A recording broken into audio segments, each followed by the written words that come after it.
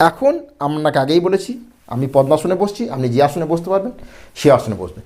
এখন ধীরে ধীরে করব ভস্ত্রিকা প্রাণায়াম। একটা রিকোয়েস্ট আপনাদের কাছে একটাই, সেটা হচ্ছে রেগুলার কিন্তু প্লিজ আপনারা প্র্যাকটিস করবেন। দেখুন, যোগাসন করে কিন্তু শরীরকে কমপ্লিটলি সুস্থ রাখা সম্ভব, এটা আমি নিজের এক্সপিরিয়েন্স থেকে বলছি। আমি অনেক অনুভবের ভিডিও দেখেছি, অনেকজন যোগাতে কমেন্টও করেছেন যে সুস্থভাবে বাঁচতে গেলে যোগাসন অবশ্যই করতে হবে। তো কী করব, ধীরে ধীরে শ্বাস নেব এবং হাতকে উপরে তুলব, বোঝা গেছে? এবং যখন হাতকে উপরে তুলব তখন মুঠিটাকে বন্ধ করে উপরে তুলব, বোঝা গেছে? আর যখন শ্বাস ছেড়ে হাতকে নিচে নিয়ে আসবো তখন মুঠিটাকে খুলে এভাবে নিয়ে আসবো। যখন শ্বাস নিয়ে উপরে নিয়ে যাব মুঠি বন্ধ করব এবং শ্বাস ছেড়ে মুঠিকে খুলে নিয়ে আসবো। এর ফলে কী হবে, আপনার যে রিস্টের এক্সারসাইজ হবে, আপনার ফিঙ্গারের জয়েন্টের এক্সারসাইজ হবে, আপনার শোল্ডারের এক্সারসাইজ হবে, মানে তিনটে এক্সারসাইজ একসাথে। এবং আপনার শ্বসনতন্ত্র, আপনার ফুসফুস, আপনার হার্ট, পুরো যে সার্কুলেটরি সিস্টেম সমস্ত কিছু ইম্প্রুভ হতে থাকবে। তো এইভাবে ভস্ত্রিকা প্রাণায়ামকে আপনাকে করতে হবে রেগুলার 2 থেকে 5 মিনিট।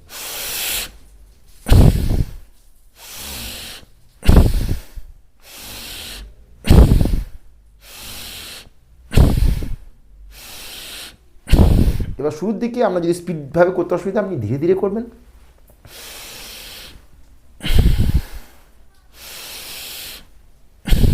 যখন আপনি শিখে যাবেন তখন এর স্পিড বাড়াবেন।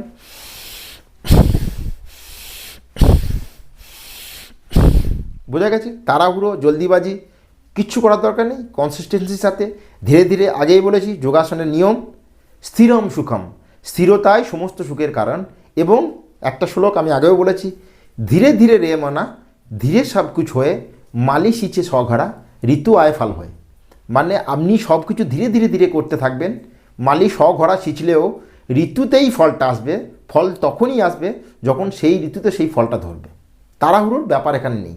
আপনি ধীরে ধীরে ধীরে ধীরে রেগুলার যোগাসনগুলো প্র্যাকটিস করবেন, ধীরে ধীরে ধীরে ধীরে আপনার স্টেমিনা ইম্প্রুভ হতে থাকবে। এবং ধীরে ধীরে যখন স্টেমিনা ইম্প্রুভ হবে, আমার ইমিউনিটি পাওয়ার বাড়বে, তখন অটোমেটিক আপনার রোগগুলো ধীরে ধীরে ধীরে ধীরে শরীর থেকে যেতে থাকবে। এরপর আপনাকে করতে হবে কপালভাতি ক্রিয়া। জ্ঞান মুদ্রা, চিন মুদ্রা হলো মেরুদণ্ডকে স্ট্রেট। জ্ঞান মুদ্রা, চিন মুদ্রা লাগাতে অসুবিধা হলে আপনি আরামসে চেয়ারে বসবেন, দণ্ডাসনে বসবেন, সুখাসনে বসবেন, এইভাবে হাতকে রাখবেন এবং রেগুলার সেকেন্ডে একটা করে স্ট্রোক 5 মিনিট করে সকালে এবং 5 মিনিট করে বিকালে। তো এইভাবে বসলাম, মেরুদণ্ডকে স্ট্রেট রেখে এবং ফোর্সের সাথে শ্বাসকে ছাড়া আর পেটটাকে ভেতর দিকে ধাক্কা দেওয়া, ইনহেলিং মানে শ্বাস নেওয়াটা অটোমেটিক। আর আপনাকে চেষ্টা করতে হবে যাতে গর্দন, ঘাড়, শরীরের কোনো হেলাডোলা বা নাড়াছাড়া না হয়। তো দেখা যাক।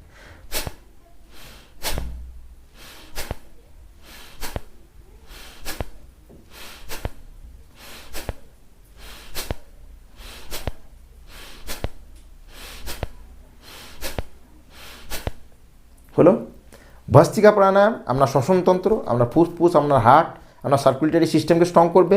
কপালভাতি ক্রিয়া আপনার ডাইজেস্টিভ সিস্টেমকে স্ট্রং করবে, আপনার লিভার, আপনার স্টোমাক, আপনার ইন্টেস্টাইন, আপনার প্যানক্রিয়াস, যে প্যানক্রিয়াসের বিটা সেল ইমব্যালেন্স হলে আমরা যে ডায়াবেটিস রোগের সৃষ্টি হয় সেগুলো কিওর হতে থাকবে। আপনার স্প্লিন, আপনার যে অ্যানাস দুয়ারে যে রোগ হয় পাইলস, ফিশার, ফিস্টুলা, এগুলো ঠিক হবে। একটা কপালভাতি ক্রিয়া 100টার থেকেও বেশি রোগকে কিওর করতে পারে। তো বোঝা গেছে, কপালভাতি ক্রিয়া রেগুলার 5 মিনিট, কারণ ডাইজেস্টিভ সিস্টেম সংক্রান্ত কোনো রোগ যাতে না হয়। এবং এখন আপনাকে যেটা করতে হবে সেটা হচ্ছে অনুলোম বিলোম, মানে আপনার মাইন্ড সংক্রান্ত যাতে কোনো বিমারি না হয়। সেটা আপনার ডিপ্রেশন হতে পারে, এংজাইটি হতে পারে, উচ্চ রক্তচাপের সমস্যা হতে পারে, রাত্রে অনিদ্রা মানে যেটাকে ইনসোমিনিয়া বলা হয় ইংরেজিতে, সেই সমস্ত সমস্যা হতে পারে, আপনার ইরিটেটেড, ওভার থিঙ্কিং, এই সমস্ত সমস্যাকে কিওর করবে।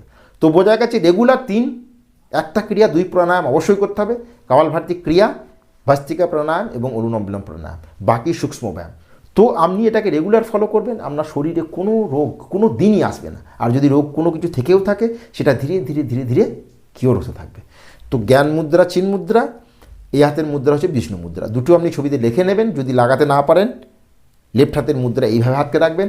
আর এই হাতে যে মুদ্রা সেটা হচ্ছে থাম দিয়ে রাইট হোলকে বন্ধ করতে হবে এবং ইন্ডেক্স ফিঙ্গার দিয়ে লেফট হোলকে বন্ধ করতে হবে।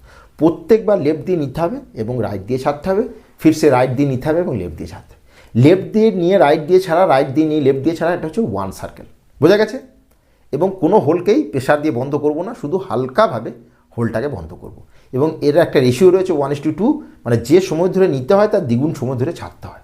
এখন শুরুর দিকে যদি আপনি না পারেন, আপনি চেষ্টা করবেন যে সময় ধরে নিয়েছিলেন যেন তার বেশি সময় ধরে ছাড়তে পারেন। বোঝা গেছে? সমস্ত প্রাণায়ামের বেনিফিট সমান, শুধু মুদ্রাগুলো লাগালে কি হয়, মানে মাইন্ডটা কাম হতে থাকে।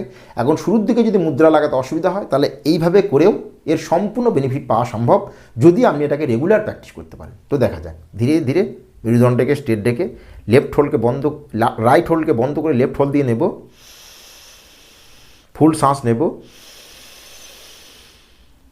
এবং লেফট হোলকে বন্ধ করে রাইট হোল দিয়ে বেশি সময় ধরে শ্বাসকে ছাড়তে চেষ্টা করব।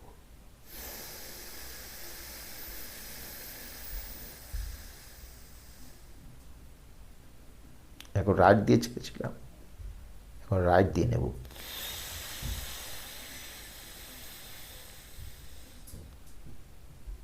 फिर से থাম দিয়ে রাইট হোলকে বন্ধ করে লেফট হোল দিয়ে ছাড়ব।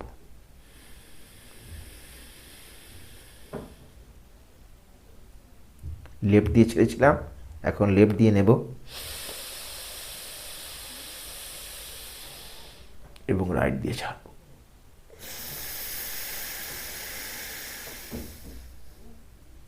फिर से राइट দিয়ে নেব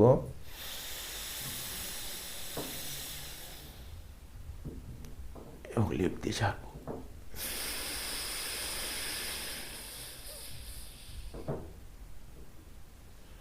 এটাকে আপনার 2 থেকে 5 মিনিট করতে হবে। শুরুর দিকে 2 মিনিট দিয়ে শুরু করবেন, ধীরে ধীরে সময়ের অবধি বাড়াতে থাকবে। এর ফলে আপনার মাইন্ড ধীরে ধীরে স্টেবল হতে শুরু করবে।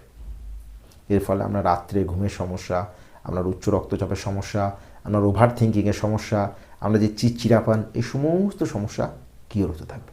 তো আপনাদের কাছে একটাই রিকোয়েস্ট, রেগুলার শরীরকে সুস্থ রাখতে হবে। কারণ এটা প্রুভ করা হয়েছে WHO দ্বারা, ওয়ার্ল্ড হেলথ অর্গানাইজেশন, যে 60-র পর শুধুমাত্র 100 জনের মধ্যে 11 জন মানুষ সুস্থভাবে বাঁচতে পারে। যোগাসন করে এটা আমাদেরকে রং প্রুভ করে দিতে হবে যে 60 বছরের পর যে সমস্ত মানুষেরা যোগাসন করেন ওরা আরামসে হেলদি এবং সুস্থভাবে জীবনযাপন করতে পারবেন। তো আজকে এইটুকুই।